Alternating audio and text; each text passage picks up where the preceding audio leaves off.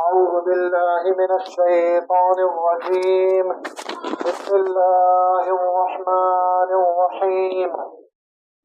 يا أيها الناس اعبدوا ربكم الذي خلقكم والذين من قبلكم لعلكم تتقون. میرے محترم قومی بھائیوں، یہ آپ کے سامنے اللہ رب العزت کی سچی کتاب قرآن مجید میں سے سورۃ البقرہ کی ایک آیت تلاوت کی گئی ہے۔ اپنی بات شروع کرنے سے پہلے اس بات کی وضاحت کر دیں کہ ہم یہاں پر نہ ہی آپ سے ووٹ مانگنے کے لیے آئے ہیں اور نہ اپنی بات ختم کر کے آپ سے کسی قسم کے چندے کا سوال کریں گے۔ ہم یہاں پر آئے ہیں اپنی ذمہ داری ادا کرنے کے لیے جو اللہ رب العزت نے ہمارے کاندھوں پر رکھی ہے۔ اللہ رب العزت سورہ آل عمران میں بیان فرماتا ہے کنتم خیر امۃ اخرجت للناس، تم بہترین امت ہو جسے لوگوں کے لیے نکالا گیا ہے۔ تأمرون بالمعروف وتنہون عن المنکر، تم لوگوں کو نیکی کا حکم دیتے ہو اور ان کو برائیوں سے منع کرتے ہو۔ اسی ذمہ داری کو ادا کرنے کے لیے آپ بھائیوں کے سامنے حاضر ہوئے ہیں۔ کسی قسم کا کوئی لالچ نہیں ہے، آپ بھائیوں کے خیر خواہ ہیں، آپ ہی کی طرح محنت مزدوری کرنے والے لوگ ہیں۔ اپنی محنت مزدوری میں سے، اپنے کام میں سے کچھ وقت نکال کر اللہ کا دین آپ بھائیوں کے سامنے بیان کرنے کے لیے آتے ہیں۔ ذرا غور سے سننا میرے بھائیوں، یہ دنیا اور آخرت کی کامیابی کا موقع ہے۔ اللہ رب العزت نے ہمیں اس دنیا میں بھیجا ہے، رب کائنات نے ہمیں دنیا کے اندر ایک مہلت دی ہے کہ اپنی موت تک، اپنی آخری سانس تک تمہارے پاس اختیار ہے کہ دنیا کے اندر جیسے چاہو زندگی گزارو۔ اللہ رب العزت نے اپنی آخری کتاب قرآن مجید کے اندر وہ ہدایت کا راستہ بیان فرما دیا ہے کہ اِنَّا هَدَيْنَاهُ السَّبِيلَ إِمَّا شَاكِرًا وَإِمَّا كَفُورًا، کہ ہم نے تمہارے لیے راستے بتلا دیے ہیں دونوں، ہدایت کا راستہ بھی، گمراہی کا راستہ بھی۔ اب چاہو تو شکر گزار بندے بن کے آؤ، چاہو تو اللہ کا کفر کر کے آؤ۔ اللہ رب العزت نے اختیار دے دیا۔ یہ اختیار ہمارا دنیا کی زندگانی کی حد تک ہے میرے بھائیوں۔ یہ دنیا کی رنگینیاں، یہ دنیا کی جاہ و حشمت، یہ دنیا کا مال و اسباب، یہ ہمیشہ ہمیشہ کے لیے نہیں رہنے والا۔ جو شخص اس دنیا میں آیا ہے اس نے اس دنیا سے بالآخر جانا ہے۔ ہر نفس نے موت کا ذائقہ چکھنا ہے اور اس نے اپنے رب کے سامنے پیش ہونا ہے اور اپنی دنیاوی زندگانی کا حساب کتاب دینا ہے۔ یہی کتاب قرآن مجید ہمیں بتلاتی ہے اور یہی درس ہمیں دیتی ہے کہ یہ دنیا کی زندگانی اسے آخرت کو سنوارنے کے لیے استعمال کرو۔ ایسا نہ ہو کہ کل قیامت کے دن تم اللہ رب العزت کے سامنے غفلت کے عالم میں پیش ہو جاؤ اور اللہ رب العزت کے سامنے پھر کوئی جواب نہیں بن پڑے گا۔ تو اپنی اس دنیا کی زندگانی کو غنیمت سمجھو۔ جو وقت اللہ رب العزت نے ہمیں اس دنیا کے اندر دیا ہے اس وقت کو غنیمت جان کر اللہ کے دین میں غور و فکر کرو۔ آج اللہ رب العزت نے موقع دیا ہے، عقل و خرد سے نوازا ہے، دیکھنے کے لیے آنکھیں دی ہیں، سننے کے لیے کان دیے ہیں۔ اللہ رب العزت کی کتاب میں ذرا غور و فکر کرو اور دیکھو کہ یہ دنیا کی تم زندگانی جو گزار رہے ہو کیا اللہ کی فرما برداری میں گزار رہے ہو کہ نہیں، اور اپنے ایمان و عقیدے کو اللہ کی آخری کتاب قرآن مجید کے مطابق ٹٹولو، اس میں غور و فکر کرو۔ اللہ کے سونے نبی صلی اللہ علیہ وسلم انہوں نے یہی بات ہمارے لیے چھوڑی ہے کہ ترکت فیکم امرین، میں تمہارے درمیان دو چیزیں چھوڑ کے جا رہا ہوں، لن تضلوا ما تمسکتم بہما، تم کبھی گمراہ نہیں ہوگے جب تک ان دونوں کو تھامے رہو گے۔ وہ دو چیزیں کیا ہیں؟ کتاب اللہ و سنتی، ایک اللہ کی کتاب اور ایک اس کے رسول صلی اللہ علیہ وسلم کی سنت۔ جب تک اس امت مسلمہ نے ان دونوں چیزوں کو تھامے رکھا، وہ صحابہ کرام رضوان اللہ علیہم اجمعین جنہوں نے اپنی زندگانی کو قرآن کے مطابق بنایا تھا، جنہوں نے اپنے ایمان و عمل کو رسول اللہ صلی اللہ علیہ وسلم کی سنت کے سانچے میں ڈھال دیا تھا، اللہ رب العزت نے کیسر و کسرہ کا تاجدار ان کو بنا دیا تھا۔ اللہ رب العزت نے دنیا اور آخرت کی کامرانی کی خوشخبری ان کو سنا دی تھی۔ رضی اللہ عنہم و رضوا عنہ، اللہ رب العزت نے ان کو سرٹیفکیٹ دے دیا تھا کہ اللہ ان سے راضی ہو گیا اور یہ اللہ سے راضی ہو گئے۔ وجہ کیا تھی؟ کہ انہوں نے قرآن و حدیث کے مطابق اپنے ایمان و عمل کو بنایا تھا، انہوں نے اللہ وحدہ لا شریک کی بندگی کی تھی، انہوں نے اس بات کو سمجھ لیا تھا کہ ہمارا رب ہم سے یہ مطالبہ کرتا ہے کہ الا للہ الدین الخالص، آگاہ ہو جاؤ یہ دین خالص اللہ رب العزت کے لیے ہے، اس میں اللہ کی بندگی میں، اللہ کے حقوق میں، اللہ کے اختیارات میں، اللہ کی صفات میں کوئی اس کا شریک نہیں ہے، اللہ وحدہ لا شریک ہے۔ انہوں نے اس بات کو سمجھ لیا تھا، اللہ رب العزت نے کیسر و کسرہ کا تاجدار ان کو بنا دیا۔ وہ وقت کی بڑی بڑی سلطنتیں ان کی باج گزار ہو گئی تھی، ان کے زیر نگیں آ گئی تھی۔ آج کیا وجہ ہے کہ ہمارے پاس بھی وہ کتاب موجود ہے، ہم بھی اسی رسول کے ماننے والے ہیں، لیکن کیا وجہ ہے کہ آج ہماری امت مسلمہ ہر طرف ذلیل و رسوا ہو گئی ہے؟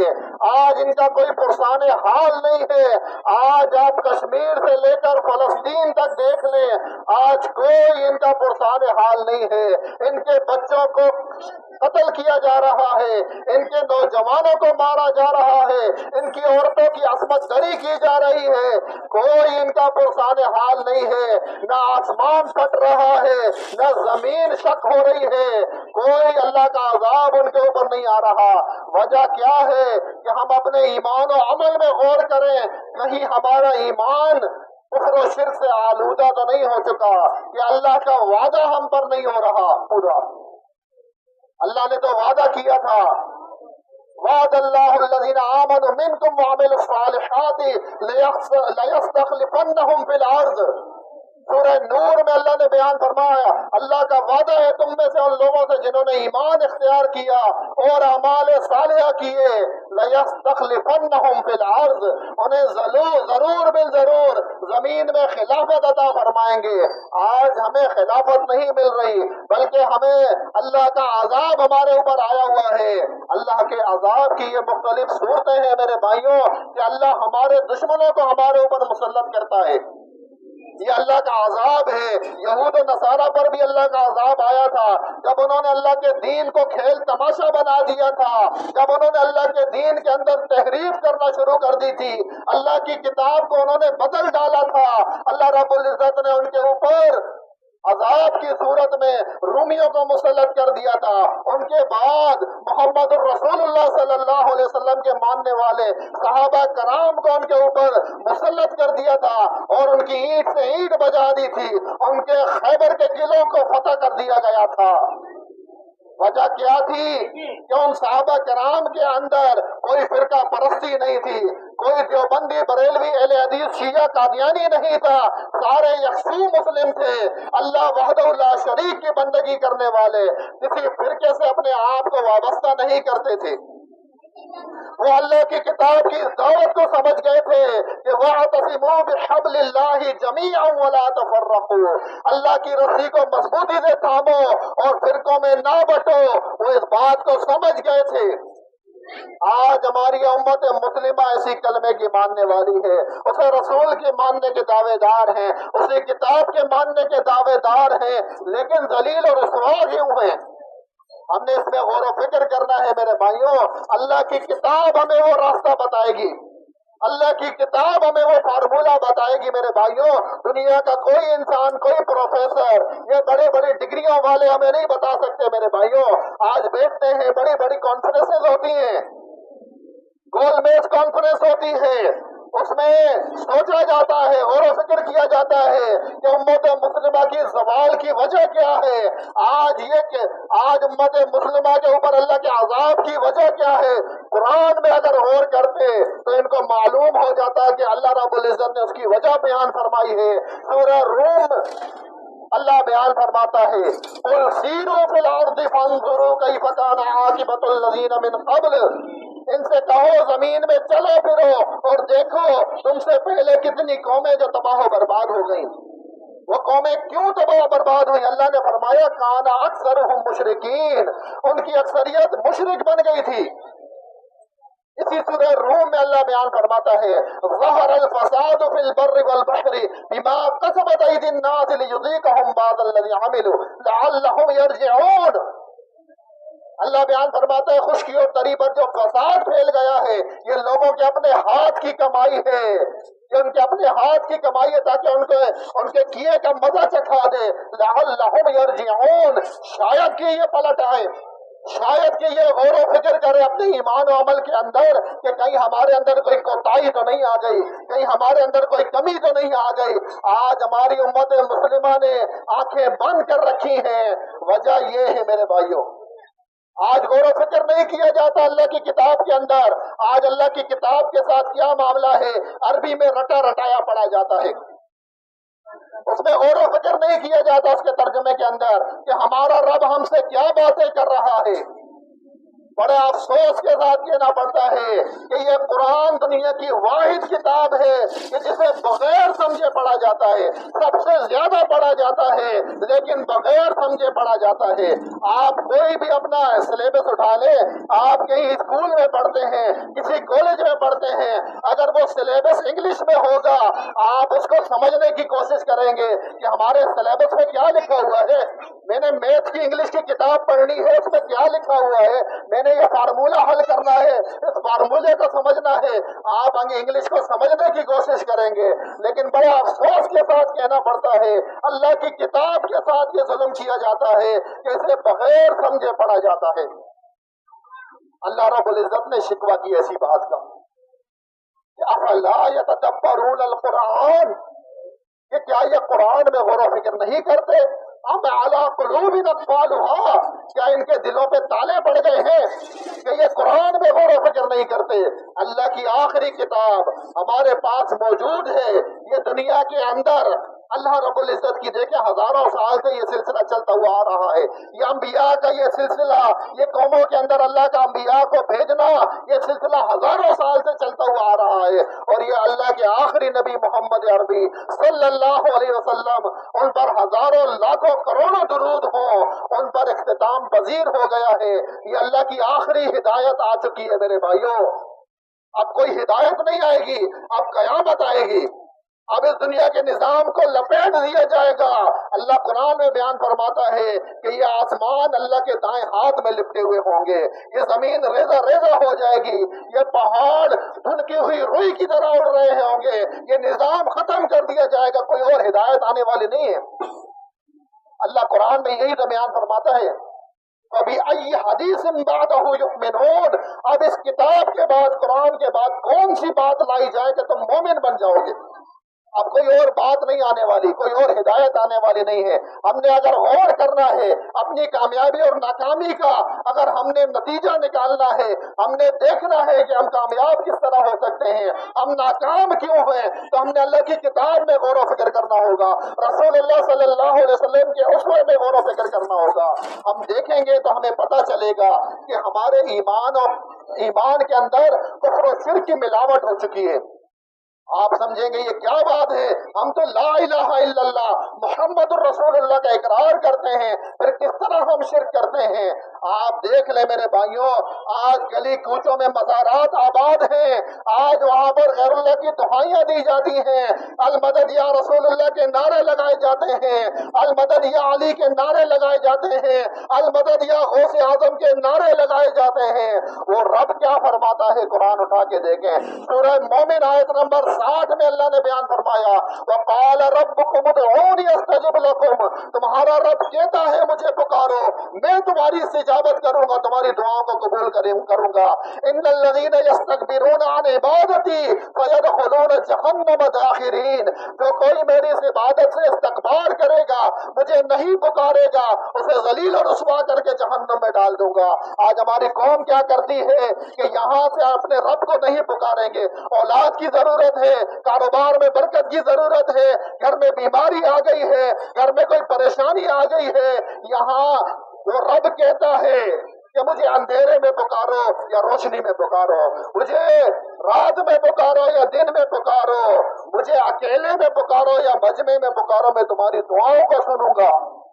वो रब जो कह रहा है उस रब को नहीं पुकारते।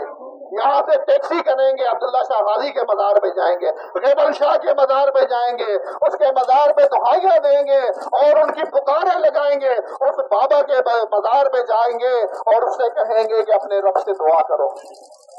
हालांकि अल्लाह कुरान में इनके बारे में क्या बयान फरमाता है, जो मर जाता है उसके बारे में अल्लाह कुरान में क्या बयान फरमाता है। सूरह अन-नहल आयत नंबर 20 और 21 से मेरे भाइयों अपने घरों में कुरान उठा के इस तर्जुमे को देख लेना। अल्लाह बयान फरमाता है वल्लज़ीना यदऊना मिन दूनिल्लाहि ला यख्लुकूना शैअन व हुम युख्लकून, जिनको ये अल्लाह के अलावा पुकारते हैं इन्होंने कुछ पैदा नहीं किया बल्कि अल्लाह ने इनको पैदा किया। अमवातुन गैर अहिया, ये मुर्दा है, इनमें जान की रमक तक नहीं है। वमा यशऊरून अय्याना युबअसून, और इनको ये भी मालूम नहीं है कि इन्हें दोबारा जिंदा कब किया जाएगा, उनको खुद मालूम नहीं है कि हमें दोबारा जिंदा कब किया जाएगा। वो तुम्हारी पुकारों को कहां से सुनेंगे। अल्लाह गुमराह कहता है ऐसे लोगों को। सूरह अल्लाह बयान फरमाता है सूरह अहकाफ के अंदर, रब कायनात बयान फरमाता है कि वमन अदल्लु मिम्मन यदऊ मिन दूनिल्लाहि मन ला यस्तजीबु लहु इला यौमिल क़ियामा, उससे बढ़कर गुमराह कौन होगा जो ऐसों को पुकारते हैं जो कयामत तक उसकी पुकार को नहीं सुन सकते। वहुम अन दुआइहिम गाफिलून, और वो उनकी दुआओं से गाफिल हैं। वो जो दुआओं से गाफिल हैं आज उनकी पुकारें लगाई जाती हैं, उन बाबाओं के पास जाया जाता है, उनको अल्लाह का शरीक बनाया जाता है। ये पुकारना इबादत है मेरे भाइयों। अल्लाह के नबी सल्लल्लाहु अलैहि वसल्लम ने बयान फरमाया अद-दुआ हुआ इबादा, ये दुआ किसे कहते हैं, पुकारना। दुआ अरबी में कहते हैं पुकारने को। हम रब से दुआ मांगते हैं, हम सलात पढ़ते हैं, अपने रब से दुआ मांगते हैं, हम सलात में इस बात का इकरार भी करते हैं इय्याका नअबुदु व इय्याका नस्तईन, ए अल्लाह हम तेरी बंदगी करते हैं, मदद भी तुझसे मांगेंगे। जरा तकलीफ आती है, जरा परेशानी आती है, हम दर दर की ठोकरें खाने लग जाते हैं। आप देख लें, आपको अपने माशरे में ये आम चलन मिलेगा मेरे भाइयों कि शादी को चंद साल हो जाए, अगर औलाद ना हो तो कराची से लेकर खैबर तक मदारों के चक्कर लगाए जाते हैं, उनकी दुआएं दी जाती हैं, वहां पर मन्नतें मुरादें मांगी जाती हैं, वहां धागे बांध कर ले आए जाते हैं कि इससे औलाद हो जाएगी। हमारा रब क्या कहता है सूरह शूरा में अल्लाह बयान फरमाता है यख्लुकु मा यशा, जो चाहता है पैदा करता है, यहबु लिमन यशाउ इनासा, जिसे चाहता है बेटियां देता है, और यहबु लिमन यशाउ ज़ुकूर, जिसे चाहता है बेटे देता है, औ युज़व्विजुहुम ज़ुकराना व इनासा, जिसे चाहता है बेटे बेटियां मिला जुला के देता है, व यजअलु मन यशाउ अक़ीमा, और जिसे चाहता है बांझ कर देता है, नहीं देता। ये तो रब की देन है मेरे भाइयों। उस रब से मांगना चाहिए था, उस रब के दर पे आना चाहिए था, उस रब से दुआ करो। वो रब देने वाला है, वो रब देने वाला है। वो समंदर के अंदर मछलियों को भी दे रहा है, वो मछलियों को भी दे रहा है। वो रब मेरे भाइयों वो देने वाला है। आज ये कौम रब को नहीं पुकारती, रब के साथ अल्लाह के बंदों को शरीक ठहरा रही है। ये अल्लाह रब्बुल इज्जत नाराज है मेरे भाइयों। अल्लाह रब्बुल इज्जत कुरान में सूरह आराफ में बयान फरमाता है कि वलौ अन्ना अहलुल कुरा आमनू वत्तक़ौ लफतहना अलैहिम बरकातिम मिनस समाई वल अर्द, कि अगर ये बस्तियों वाले ईमान ले आते, ये गिदरी वाले ईमान ले आते, ये क्लिफ्टन वाले ईमान ले आते, ये कराची वाले ईमान ले आते, ये पाकिस्तान वाले ईमान ले आते, लफतहना अलैहिम बरकातिम मिनस समाई वल अर्द, हम जमीन आसमान से बरकत के खजाने इनके ऊपर लुटा देते। اللہ بیان فرماتا ولیکن کذبوا، لیکن انہوں نے جھٹلایا، فاخذناہم بما کانوا یکسبون، تو ہم نے ان کو پکڑ لیا ان کے کاموں کی وجہ سے جو یہ کیا کرتے تھے۔ آج اللہ کی پکڑ ہمارے اوپر آ گئی ہے میرے بھائیوں۔ آج جو ہم ذلیل و رسوا ہیں، کہیں مہنگائی کا طوفان ہے، کہیں ہمارے اوپر ظالم حکمران مسلط کر دیے جاتے ہیں، کہیں ہمارے اوپر ہمارے دشمن مسلط کر دیے جاتے ہیں۔ آج اس قوم کا کوئی پرسان حال نہیں ہے، اور جو ان کے رہبر و رہنما ہیں وہ ان کو اللہ کا راستہ نہیں دکھلاتے، وہ ان کو اللہ کے راستے سے دور لے جاتے ہیں۔ آؤ ہم تمہیں بتاتے ہیں کہ راستہ کیا ہے۔ اللہ رب العزت نے ہمیں جو ایک نام دیا تھا، سورہ حج میں اللہ بیان فرماتا ہے هو سماکم المسلمین من قبل وفی ھذا، اس رب نے تمہارا نام مسلم رکھا ہے، اس کتاب میں بھی اور اس سے پہلے بھی جتنے انبیاء گزرے ہیں وہ مسلم تھے، ان کے ماننے والے مسلم تھے، کوئی فرقے بازی نہیں تھی ان کے اندر، کوئی ان کے اندر دیوبندی بریلوی اہل حدیث شیعہ قادیانی نہیں تھا، وہ اپنے آپ کو مسلم کہلواتے تھے میرے بھائیوں۔ یہی اللہ نے ہمیں ہمارا نام دیا ہے، لیکن آج اللہ کا دیا ہوا نام پسند نہیں ہے۔ آپ کسی سے پوچھیں الحمدللہ میں دیوبندی ہوں، الحمدللہ میں بریلوی ہوں، الحمدللہ میں اہل حدیث ہوں، اس انداز سے اللہ کی آیات کا انکار کیا جا رہا ہے میرے بھائیوں۔ ہمارا رب ہم سے ناراض ہے۔ ہم نے غور و فکر کرنا ہے میرے بھائیوں۔ یہ دنیا کی چند روزہ زندگانی کے لیے اگر ہم نے چند کلو ٹماٹر خریدنے ہو، اس کے لیے ہم کئی دکانوں پر چلے جاتے ہیں، ہم پوچھتے ہیں کہاں سے سستا اور اچھا ٹماٹر ملے گا، لیکن اللہ کے دین کے لیے ہمارا معاملہ کیا ہے کہ جہاں سے جیسا ملتا ہے ہم لے لیتے ہیں، اپنی عقلوں پر تالے ڈال دیتے ہیں۔ اللہ رب العزت نے ایسے لوگوں کے بارے میں بیان فرماتا ہے سورہ اعراف میں کہ یہ لوگ اولئک کالانعام بل هم اضل، یہ تو جانور ہیں بلکہ اس سے بھی گئے گزرے ہیں، کہ جانور کو تو اللہ نے پیدا ہی اسی لیے کیا تھا، یہ انسان تو اشرف المخلوقات تھی۔ لقد خلقنا الانسان فی احسن تقویم، ہم نے انسان کو بہترین تقویم پر پیدا فرمایا ہے، بہترین طریقے پر پیدا فرمایا ہے، عقل و خرد سے نوازا ہے، اور یہ انسان کیا کرتا ہے؟ اپنی عقلوں کو استعمال نہیں کرتا۔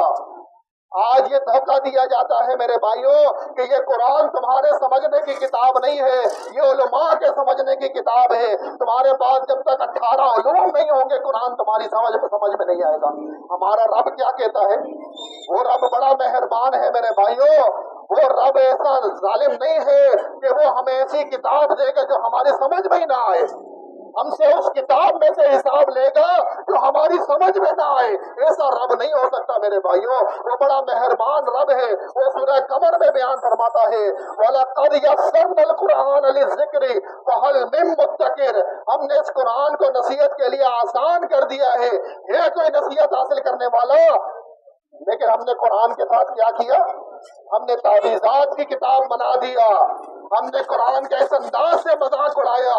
دکان کھولتے ہیں ہم سورہ یاسین لگا دیں گے، آیت الکرسی لگا دیں گے، پھر پورا دن گانے بجائیں گے، پھر پورا دن اللہ کا مذاق اڑائیں گے، اللہ کے رسول کا مذاق اڑائیں گے اسی دکان میں جہاں صبح ہم نے کیا کیا؟ خیر و برکت کے لیے سورہ یاسین لگا دی، اور اس کے بعد پورا دن گانے بجاتے رہیں گے۔ اللہ کا کوئی خوف نہیں ہے، اللہ کا کوئی ڈر نہیں ہے۔ اگر غور کرتے تو اسی سورہ یاسین میں اللہ بیان فرماتا ہے کہ اس قرآن کو اللہ نے کیوں نازل کیا ہے؟ لِيُنذِرَ مَن كَانَ حَيًّا، کہ اس کتاب کے ذریعے سے لوگوں کو جو زندہ ہیں ان کو ڈرایا جائے۔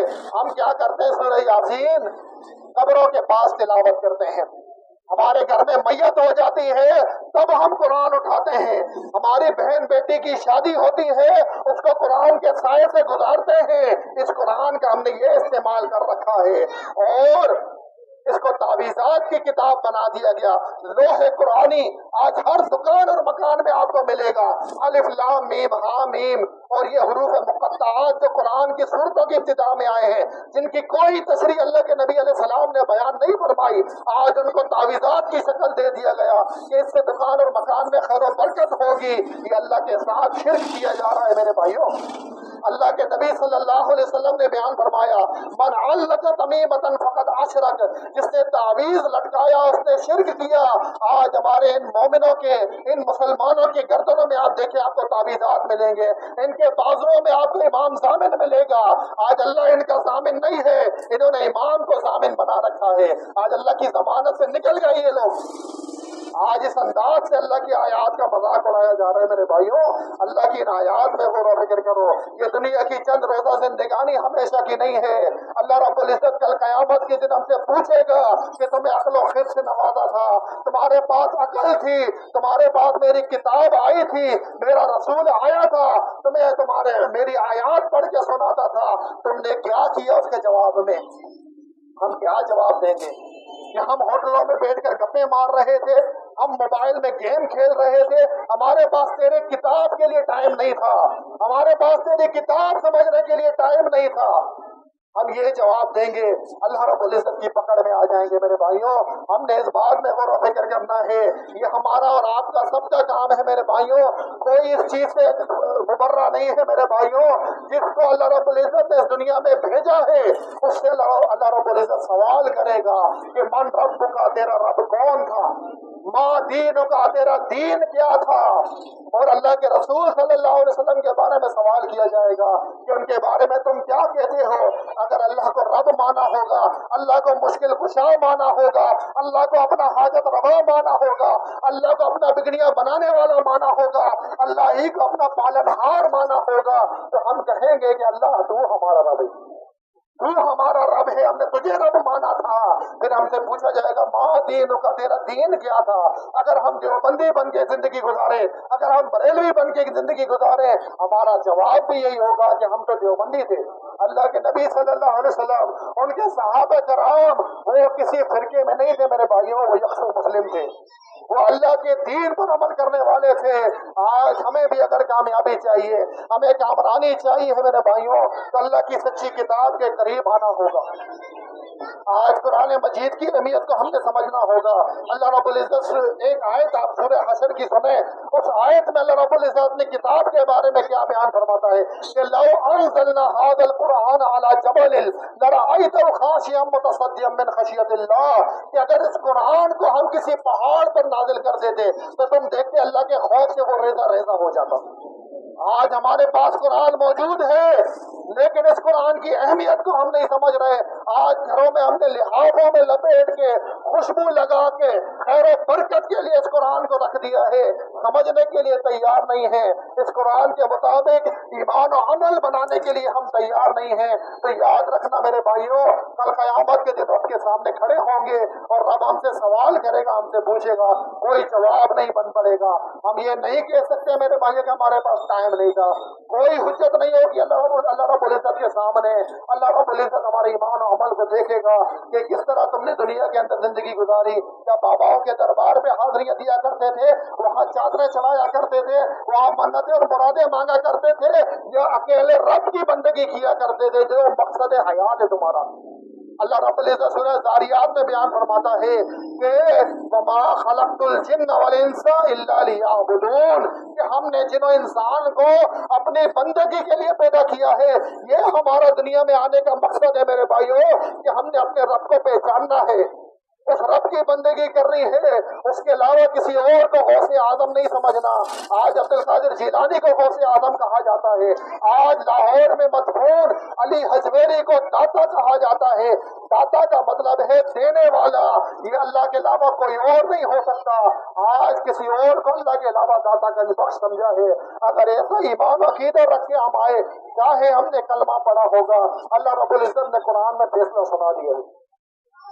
اللہ رب العزت بیان فرماتا ہے سورہ غاشیہ کے اندر, اللہ بیان فرماتا ہے عاملۃ ناصبۃ تصلی نارا حامیہ, عمل کر کر کے تھکے ہوئے آئیں گے, ٹھکانا پھر بھی جہنم کی آگ ہوگی, کیونکہ ایمان و عقیدے کے اندر شرک کی ملاوٹ ہوگی. اللہ بیان فرماتے سورہ النساء کے اندر کہ ان اللہ لا یغفر ان یشرک بہ ویغفر ما دون ذلک لمن یشاء. اللہ اس بات کو ہرگز معاف نہیں کرے گا کہ اس کے ساتھ کسی کو شریک ٹھہرایا جائے. اس کے علاوہ جس کے لیے جو گناہ چاہے گا معاف کرے گا, لیکن شرک کی ہر کسی حال میں بخشش نہیں ہے میرے بھائیوں. آج ہماری امت مسلمہ کے اندر شرک آ گیا ہے. آج غیر اللہ کی پکاریں لگ رہی ہیں, آج باباؤں کی حاضریاں دی جا رہی ہیں. یہ مزار بنانا اللہ کے نبی صلی اللہ علیہ وسلم کی تعلیمات کے خلاف ہے. ہم اگر محمد الرسول اللہ کا اقرار کرتے ہیں تو ہمیں محمد الرسول اللہ صلی اللہ علیہ وسلم کی تعلیمات کو بھی سمجھنا ہوگا۔ اللہ کے نبی صلی اللہ علیہ وسلم، بخاری کی روایت ہے، کتاب الجنائز کی یہ روایت ہے، ان جابر رضی اللہ تعالیٰ عنہ، جابر رضی اللہ تعالیٰ عنہ روایت کرتے ہیں کہ نہا رسول اللہ صلی اللہ علیہ وسلم، اللہ کے رسول صلی اللہ علیہ وسلم نے منع فرمایا ان یجسس القبر، کہ قبروں کو سجدہ نہ بنانا، او یقعد علیہ او یبنى علیہ، نہ اس کے اوپر مجاور بن کے بیٹھنا، نہ اس کے اوپر عمارت تعمیر کرنا۔ آج ہماری قوم نے یہ تینوں کام کیے ہیں، قبروں کو سجدہ گاہ بھی بنا دیا ہے، ان کے نام کی دعائیاں بھی دی جاتی ہیں، وہاں پر مجاورت بھی کی جاتی ہے، اور یہ نقلی کعبے آج گلی کوچوں میں پھیل گئے ہیں میرے بھائیوں۔ آج خیر اللہ کی بندگی گلی کوچوں میں ہو رہی ہے، خیر اللہ کی پکاریں گلی کوچوں میں لگ رہی ہیں۔ تو للہ اپنے ایمان و عمل میں غور و فکر کرو میرے بھائیوں۔ یہ چند باتیں ہم آپ بھائیوں کے سامنے بیان کرنے کے لیے آتے رہتے ہیں، انشاءاللہ زندگی رہی تو بار بار آئیں گے، کوئی لالچ آپ بھائیوں سے نہیں ہے، آپ کے خیر خواہ بن کے آئے ہیں۔ اللہ کے قرآن میں غور و فکر کرو، اپنے ایمان و عمل کو اللہ کے قرآن اور نبی صلی اللہ علیہ وسلم کی تعلیمات کے مطابق بناؤ، اللہ کامیابی دے گا۔ یہ چند کتاب کی ہمارے بھائیوں کے ہاتھوں میں موجود ہے، ان کی کوئی قیمت نہیں ہے، ان کو پڑھو، ان میں غور و فکر کرو، بات صحیح لگے، سچی لگے، ہمارے کندھے سے کندھا ملا کر اللہ کا دین لوگوں تک بیان کرنے کے لیے ہمارے ساتھ شامل ہو جائیں۔ یہ قریب ہی گزری کے اندر مسجد توحید ہے، آپ آئیں، ڈی اسٹریٹ کے اندر مسلم مسجد ہے، وہاں آئے، انشاءاللہ آپ کو قرآن و حدیث کی روشنی میں اللہ کا دین بتایا جائے گا۔ سبحانک اللہم و بحمدک، اشہد ان لا الہ الا انت، استغفرک و اتوب الیک۔